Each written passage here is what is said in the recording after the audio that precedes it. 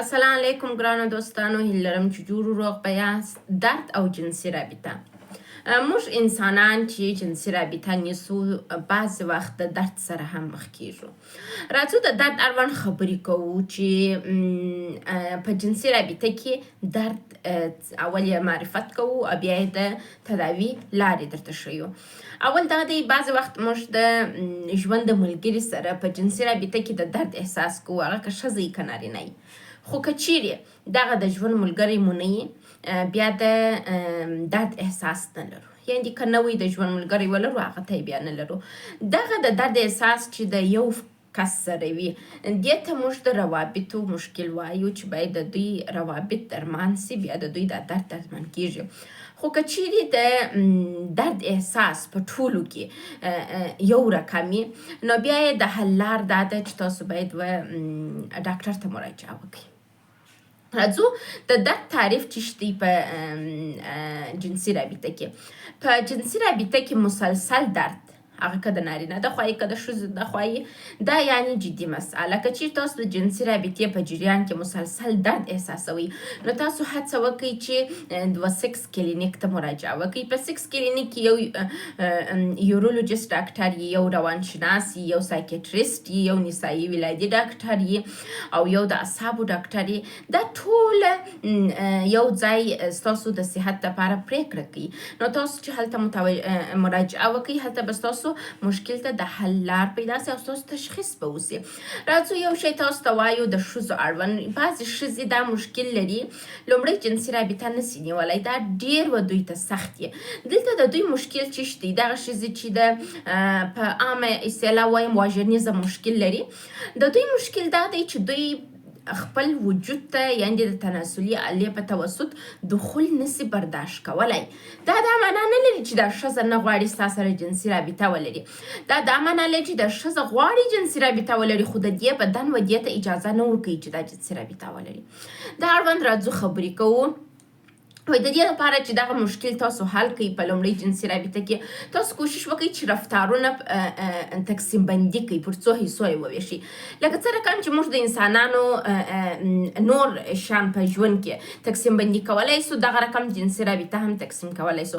هغه کسان چې په لومړۍ جنسي رابطه کې وحشت زدګي لري، بیریږي، وهم لري، یا مثلا د واژنیزم مشکل لري، د دوی دپاره ښه لار دا ده چې د ګوتې په توسط دوی لومړی جنسي رابطه برقراره کړي.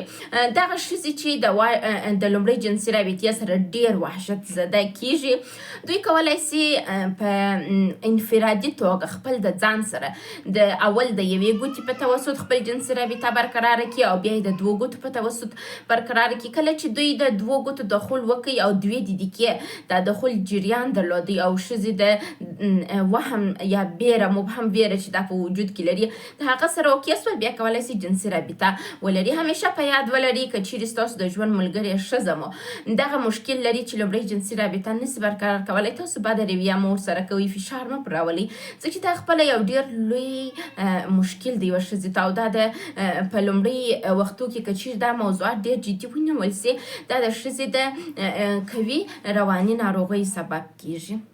راځو وایي جنسي رابطه د و او د نه عمل نه دی. تاسو دا مه وایاست چې زه جنسي رابطه باید ډېره ښه ولرم که نه کوم. تاسو کوشش وکړئ جنسي رابطه برقراره کړئ، هغه که په هر ډول یې، که په تقسیم بندي باندې، خو اجتناب مه ځینې کوئ. مه وایاست چې نه کوم، یا حتما کامله رابطه غواړم. موږ کیدای سي یو کامله رابطه ولرو، یا میانه رابطه ولرو، نورمال رابطه ولرو، یعنې د رابطې ډولونه ولرو. نو څو کولی چې یوه رابطه په یو وخت کې ګرد عمر یو رقم وي. راځو وای درد په ښځو کې، د جنسي رابطې درد په ښځو کې عموما رواني مشکلات دي. رواني ستونزې د دې سبب کیږي چې ښځه په جنسي رابطه کې دردونه ولري. په بعضو مواردو کې فزیکي مشکلات هم وي چې هغه باید تاسو سکس کلینیک ته مراجعه وکړئ تر څو ستاسو تشخیص وسي. وای درد په نارینو کې، په جنسي رابطه کې درد په نارینو کې عموما فزیکي مشکلات لري یا هم کوي. التهابونه لري یا مثلا میکروبونه یې دوی کولی سي نارینه که چیرې په جنسي رابطه کې د درد احساس کوي دوی هم ښه لارې دا ده چې و یورولوژیست ته مراجعه وکړي تر څو د دوی تشخیص وسي چې ولې دوی په جنسي رابطه کې درد لري. راځو دا موضوعات اړوند مو خبرې وکړې. اوس وایو د جنسي رابطې وروسته درد. بعضې انسانان چې جنسي رابطه برقراره کړي د جنسي رابطې وروسته د درد احساس لري چې دغه علایم په ښځو کې ډېر دي نسبت و نارینو ته. بعضې نارینه هم دا مشکلات لري.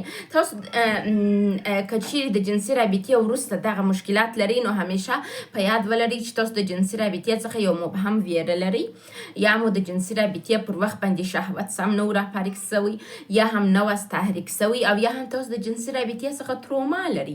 کیدای سي تاسو د تروما تشخیص نه سوی لیکن که چیرې تاسو د جنسي رابطې وروسته ښځه یاست یا نارینه یاست د درد احساس کوئ تاسو هڅه وکړئ چې روانشناس ته مراجعه وکړئ تر څو هغوی ستاسو په مشکل په تشخیص کې ستاسو سره کومک وکړي. بل وایي همیشه په یاد ولرئ چې هغه کس چې په جنسي رابطه کې د درد احساس لري یا هم لومړۍ جنسي رابطه کې مشکلات لري دا معنا نه لري چې دا کس رایه نه غواړي ستا سره جنسي رابطه ولري یا نه دی یا شهوت نه راپارېږي یا تحریک کېږي نه ورته ته. د دې معنا دا ده چې دا شخص غواړي وکړي لیکن هغه بدن یې اجازه نه ورکوي بدن یې ناروغ دی درمان ته او تداوي ته ضرورت لري. راځو وایي غلط باورونه په ټولنه کې غلط باورونه د دې سبب کېږي چې جنسي مشکلات منځته راولي. بعضې نجونې چې د کوچنیوالي سره رارویېږي مور و پلار یې وایي ولا لومړۍ جنسي رابطه که خرابه ونیول سي دغه کارونه کېږي جانبي عوارض لري دوی یو رقم مبهم ویره لري. د دې تداوي څه ده موږ به نجونو ته ووایو چې جنسي رابطه تاسو ته مرګ نه راولي. همیشه جنسي رابطه اسانه ونیسئ دا یو ضرورت دی لکه اوبه. نو د دې دپاره که چیرې تاسو مشکل لرئ لومړۍ جنسي رابطې څخه وهم ډار لري یا هم په ظاهره وهم ډار نه لري ستاسو بدن تاسو ته اجازه نه درکوي چې تاسو جنسي رابطه ولرئ تاسو لطفا کوشش وکړئ و سکس کلینیک ته مراجعه وکړئ. یو شی زه تاسو ته ووایم دغه ښځې چې په لومړۍ جنسي رابطه کې مشکل لري دا دوی قصداً دا مشکل منځته نه راولي بلکې د دوی خپل بدن د دوی بدن مقاومت کوي په دغه رقم سره وموښلي. کله چې سره وموښلي نو خو جنسي رابطه نه برقراره کېږي ځکه چې جنسي رابطه و دغه ته ضرورت لري و خالي فضا ته ضرورت لري. دا فضا په اتوماتیک ډول بیره دي چې ښځه وغواړي په غیر ارادي توګه دلته یو ګډوډي منځته راځي. نو تاسو کوشش وکړئ چې خپل ښځې درک کړئ او همکاري ورسره وکړئ. په دغه ناجوړي کې د ژوند د ملګري همراهي مهرباني او صبر حوصله د ژوند د ملګري د ناروغۍ د درمان سبب کېږي. خو که غصه یې ګیلي دا شان یې دا بیا د دې د ناروغۍ سبب کېږي. یو شی زه تاسو ته خپله خاطره ووایم چې لومړی ځل واده وکړئ زه ډېره کشره ومه ما خپله د واژنیزم ناجوړي درلودله زما دوې میاشتې د میړه سره یو ځای تېرې کړې خو موږ نه توانېدلي چې ښه جنسي رابطه ولرو او دغه عمر چې ما خپل د ژوند د ملګري سره تېر کړئ هېڅ وخت ما خپل په رضا درته نه وویلې چې موږ جنسي رابطه ولرو. همیشه به د هغه غوښتنه وه او د جنسي رابطه ماته یو ډېر بد شی و ما نفرت ځینې درلودی خو زه په هغه وختو کې نه پوهېدلم او زموږ په وطن کې هم داسې ډاکټر نه و چې زما تشخیص وکړي یا زما تداوي را وکړي. ما د واژنیزم ناجوړي درلودله ما نه سوی کولی جنسي رابطه برقراره کم خو زما پلرګنۍ او زما خسرګنۍ ټول داسې فکر کاوه چې زما میړه ناجوړه دی در حال چې زما میړه ناجوړه نه و زما میړه روغ جوړ و.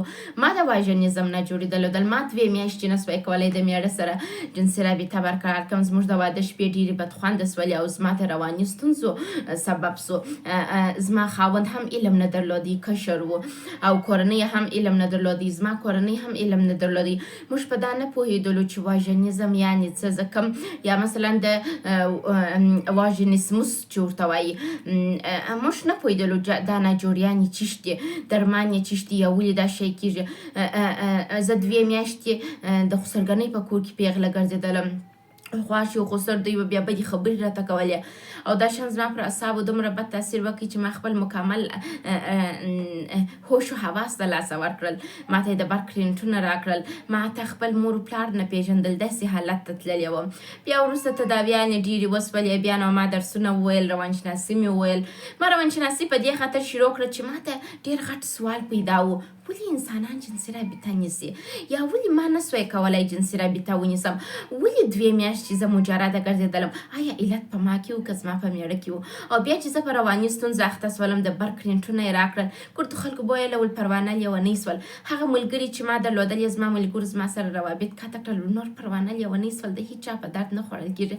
زه په ژوند کې یوازې پاتې سولم او د کتابو سره پاتې سولم. ما به کتابونه لوستله. دغه د واژنیزم مشکل یا هم په جنسي رابطه کې درد دا شان د دې سبب سول چې زه روانشناسي ته ډېره عمیقه علاقه پیدا کړم. وی وایم چې ولې زه د دا مشکلات سره مخ سولم، ولې ماته د برکرینټ راکول سو، ولې زه ډېره کوینه جوړه سولم. شکر الحمدلله زه جوړه سولم، دا دی ډاکټره سولم، خپل په ټولو اوضاع پوه سولم، په دې پوه سولم چې زما میړه ناجوړه نه و، ناجوړه زه وم. ما نه سوی کولی جنسي رابطه ونیسم. هغه هم په ښه برخورد نه راسره کاوه. هغوی به ناراضه وه، غوسه به وه، ګیلې به وې. او زه ډېره معصومه کوچنۍ نجلۍ وم چې دا شان پر ما باندې ډېر سول او زه په رواني ناروغیو اخته سولم. او حتی زه د لیونتوب اوج ته تللې وم. د لیونتوب اوج ته داسې تللې وم چې نه مې کورنۍ پېژندل، نه په دې پوهېدلم چې چیرې باید په تشناب کې خپل هغه په امیانه لحاظ وایم چیرې بولې وکم، چیرې ولاړه سم. یو داسې انسان سوی وم چې ټولنې خلکو ویل پروانه بالا لیونۍ سول، هېڅ وخت نه جوړېږي. خو زما کورنۍ ما ته ونه منل، زما سره یې کومک وکړي، مبارزه یې وکړله، زه یې جوړه کړلم، په ما یې تداوي وکړه، زما عملیاتونه وسول، ډېر خوارۍ پر ما تېرې سولې. دا چې زه نن د پروانه سوې یم او د ډېرو سوالو جوابونه خپل ځان ته لرم، ما ډېر درس وویلی. خو دغه ټوله مشکلات د دا څخه را پیدا سول چې د ژوند ملګري او کورنۍ زما سره همکاري نه کول. زه ناجوړه وم، زما تداوي نه کېدل او زه مجبوره کېدلم هره شپه درد تحمل کړم. 2 میاشتې چې ما د خسرګنۍ په کور کې په پیغلتوب تېرې کړې، هره شپه ما د درد احساس کوه. هره شپه زما سره د جنسي رابطې هڅه کېدل، خو هغه به نه کېدل. بعض وخت کېدای سي د واژنیزم دومره یو قوي موضوع سي چې ښځه حتی 15 کاله او یا هم بیخي د ژوند تر پای پورې ونه توانېږي جنسي رابطه برقراره کړي.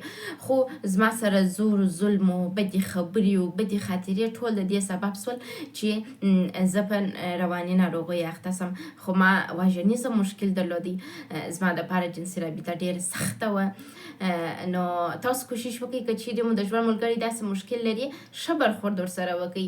تاسو کورنۍ هم ښه برخورد ورسره وکړئ، تداوي یې ور وکړئ، نه دا چې هغه ورټئ.